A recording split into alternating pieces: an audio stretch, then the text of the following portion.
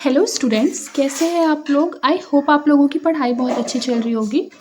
आज से हम लोग क्लास शुरू करने वाले हैं CGPCS 2026 के प्रीलिम्स के लिए।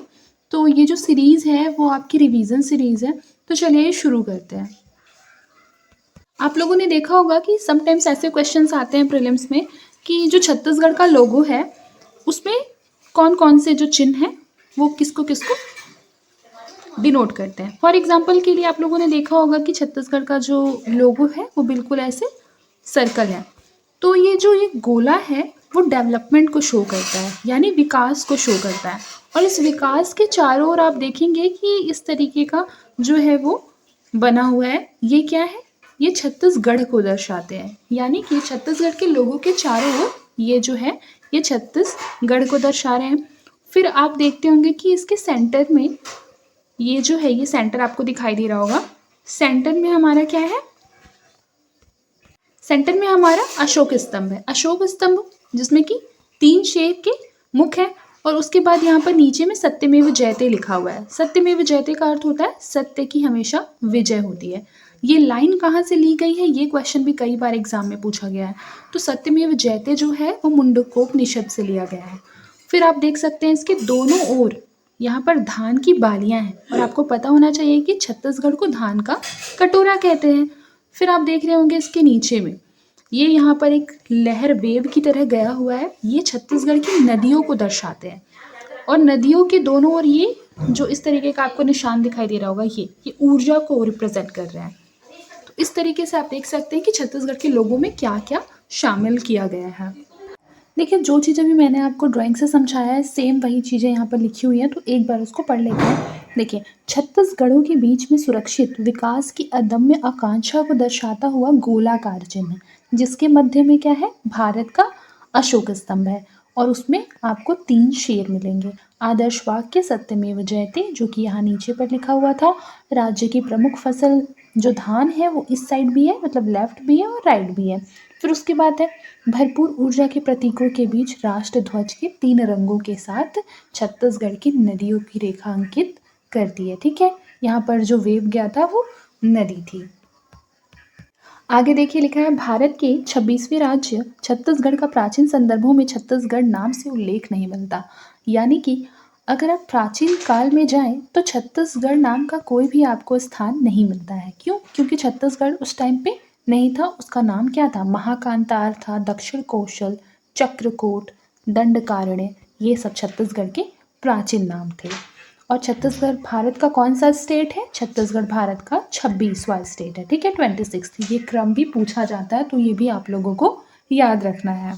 फिर ये भी बहुत इंपॉर्टेंट है कि छत्तीसगढ़ शब्द का सर्वप्रथम प्रयोग किसने किया था? तो याद रखिएगा कि खैरागढ़ राज्य के जो राजा थे लक्ष्मण निधि। ठीक है, लक्ष्मण निधि के एक चारण कवि यानी कि दरबारी कवि थे दलराम राव। उन्होंने सन 1487 में जो है वो सबसे पहले छत्तीसगढ़ शब्द का यूज़ किया था अपनी एक कविता में। कविता की पंक्ति क्या है? लक्ष्मी निधि राय सुनो चित्त दे, गढ़ छत्तीस में न गढ़या रही। उसके अलावा फिर आगे देखिए क्या लिखा हुआ है कि छत्तीसगढ़ शब्द का राजनीतिक प्रयोग अगर देखा जाए तो सबसे पहले किसने किया था? राजा राज सिंह के राजाश्रय कवि जो थे गोपाल मिश्र। यानी अगर राजनीतिक रूप से आएगा तो आंसर आपका अलग होगा, और अगर मान लीजिए कि आएगा सबसे पहले किसने किया था तो दलराम राव ने किया था। ठीक है, याद रखिएगा कि खूब तमाशा किसकी कृति है? ये भी आ जाता है कि खूब तमाशा जो है उसके रचयिता कौन है? तो याद रखिएगा गोपाल मिश्र है। ये एक छत्तीसगढ़ी कवि थे ना गोपाल मिश्र, जिनकी एक बहुत ही इम्पॉर्टेंट रचना है खूब तमाशा। फिर आगे देखिए मुगल काल में छत्तीसगढ़ क्षेत्र के लिए रतनपुर राज्य शब्द का प्रयोग हुआ है। किसका प्रयोग हुआ है? रतनपुर राज्य का। फिर आगे देखिए बाबू रेवाराम ने 1896 ईस्वी में विक्रम विलास नामक अपने ग्रंथ में इस क्षेत्र को छत्तीसगढ़ की संज्ञा दी थी। कौन से ग्रंथ में? विक्रम विलास नामक ग्रंथ। और विक्रम विलास के रचयिता कौन है? तो बहुत इंपॉर्टेंट है बाबू रेवाराम। याद रखिएगा कि बाबू रेवाराम के यहाँ पर आपको 2 ग्रंथ देखने को मिलते हैं, दोनों को नोट डाउन करना है, बहुत इंपॉर्टेंट है। एक विक्रम विलास और दूसरा है त्वारीख ए हैहवंशी। ठीक है, आगे देखिए, ब्रिटिश काल में पुरातत्ववेत्ता कनिंघम ने छत्तीसगढ़ के लिए महाकौशल शब्द का प्रयोग किया है। किसका प्रयोग किया है? महाकौशल शब्द का प्रयोग किया है। ब्रिटिश काल में बिलासपुर गजेटियर में छत्तीसगढ़ शब्द के प्रयोग की जानकारी मिलती है। 1910 में बिलासपुर डिस्ट्रिक्ट गजेटियर के अनुसार कैप्टन ब्लंट ने 1795 में छत्तीसगढ़ के राजा मुंद्री की यात्रा की थी और अपने विवरण में छत्तीसगढ़ का उल्लेख उन्होंने किया था। अब देखिए, छत्तीसगढ़ के नामकरण का आधार देख लेते हैं। तो बेसिकली आप लोगों को ये बातें पहले भी पता होंगी, लेकिन एक बार हम ओवरऑल रिवीजन कर लेते हैं। देखिए, छत्तीसगढ़ का नाम छत्तीसगढ़ है, इसके संबंध में अगर हम देखें तो बहुत से विद्वानों के विभिन्न मत आपको दिखाई देते हैं, जिसमें सबसे पहला है बेगलर का। बेगलर ने बताया कि बिहार की एक जनश्रुति के अनुसार जरासंध के काल में छत्तीस चर्मकार परिवारों ने जरासंध के राज्य से पृथक इस क्षेत्र में नए राज्य की स्थापना की थी, जो कि छत्तीसगढ़ कहलाया। छत्तीसगढ़, और ये टूटते टूटते अपभ्रंश होकर छत्तीसगढ़ बना। फिर देखिए, हीरालाल के अनुसार कलचुरी, जो कि चेदी वंश भी कहलाते थे। कलचुरी वंश कौन से वंश कहलाते थे? चेदी वंश कहलाते थे। के नाम पर यह क्षेत्र जो है वो चेदिशगढ़ कहलाया। बाद में यही नाम क्या हो गया? छत्तीसगढ़ हो गया। आगे देखिए, छत्तीसगढ़ का नामकरण यहाँ स्थापित छत्तीसगढ़ों या किलों के नाम पर हुआ है, ये सबसे प्रचलित मत है। फिर है, कलचुरियों के प्रशासन में गढ़ महत्वपूर्ण प्रशासनिक इकाई था, अतः प्रशासनिक महत्ता की दृष्टि से इस क्षेत्र का नाम जो है वो छत्तीसगढ़ पड़ा। आगे देखिए, गढ़ों की जानकारी देने वाले अभिलेखों में ब्रह्मदेव का खल्लारी शिलालेख बहुत इंपॉर्टेंट है। ये क्वेश्चन बनाया जा सकता है कि किस अभिलेख में छत्तीसगढ़ या गढ़ों की जानकारी मिलती है। छत्तीसगढ़ के गढ़ों की जानकारी कौन से शिलालेख में मिलती है? तो याद रखिएगा, ब्रह्मदेव का खल्लारी शिलालेख। इसको नोट कर लेना है ना आप लोगों को अभी के अभी। फिर आगे देखिए, एक मान्य सूची के अनुसार शिवनाथ नदी के उत्तर में कलचुरियों की रतनपुर शाखा के अधीन छत्तीसगढ़ है और दक्षिण में रायपुर शाखा के अधीन क्या है? छत्तीसगढ़ है। तो ये आपका 18 रायपुर शाखा, 18 रतनपुर, दोनों को मिला के 36। ये भी कई बार पूछ लेता है, रायपुर के अधीन गढ़ कौन कौन से थे? तो रायपुर, पाटन, शिमगा, सिंगारपुर, लवन, अमोरा।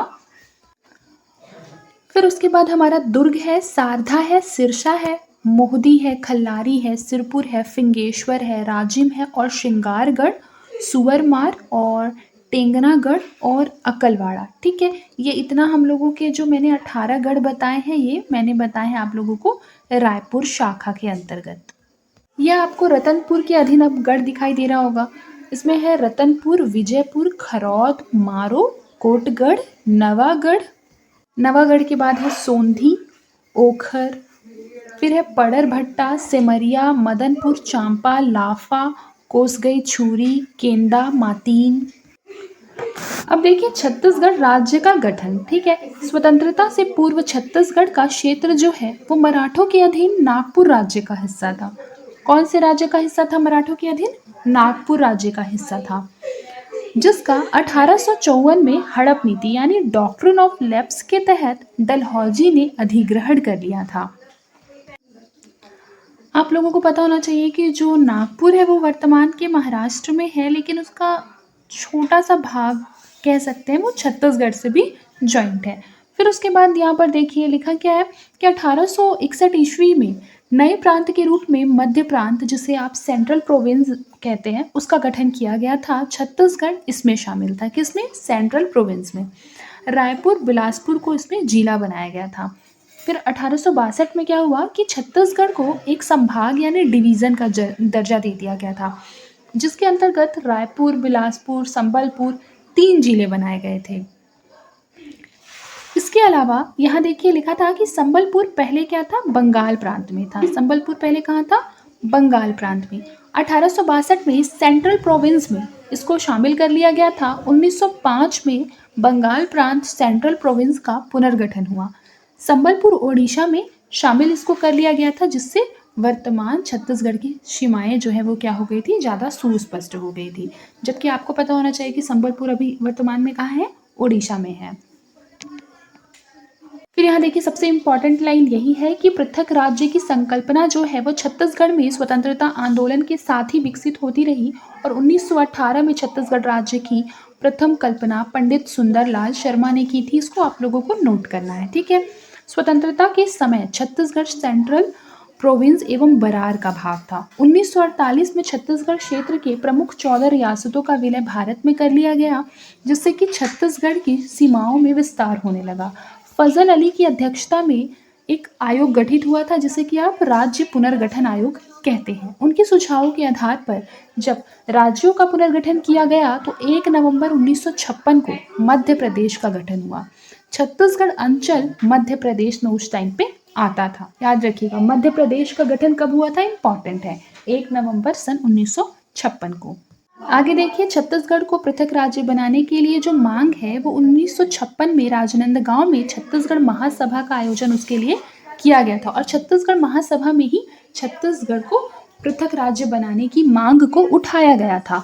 1967 में राज्यसभा सदस्य डॉक्टर खूबचंद बघेल ने इस विचारधारा को जन आंदोलन का रूप देते हुए छत्तीसगढ़ भातृ संघ जो है, भ्रातृ संघ का गठन किया था। छत्तीसगढ़ भ्रातृ संघ जो है ना, वो बहुत इंपॉर्टेंट है, कई बार पूछ लिया जाता है कि इसके गठनकर्ता कौन थे। तो इसके गठनकर्ता थे डॉक्टर खूबचंद बघेल, जो उस टाइम पे क्या थे, राज्यसभा सदस्य थे।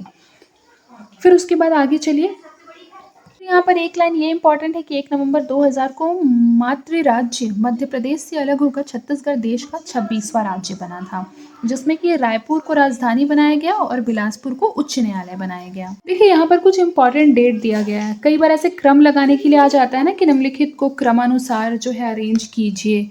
जैसे फॉर एग्जांपल 4 चीज़ें दे दी जाएंगी। जैसे मान लीजिए ऑप्शन ए में सेंट्रल प्रोविंस का गठन है, ऑप्शन बी में है कि पंडित सुंदरलाल शर्मा ने छत्तीसगढ़ राज्य का स्पष्ट रेखा चित्र कब खींचा, कांग्रेस का त्रिपुरी अधिवेशन, फजल अली की अध्यक्षता, और फिर इसको बोल देगा कि क्रम से सजाइए। तो इस तरीके के क्वेश्चन के लिए आपको पूरा ये जो ईयर है, पूरा डेट है, वो याद होना चाहिए।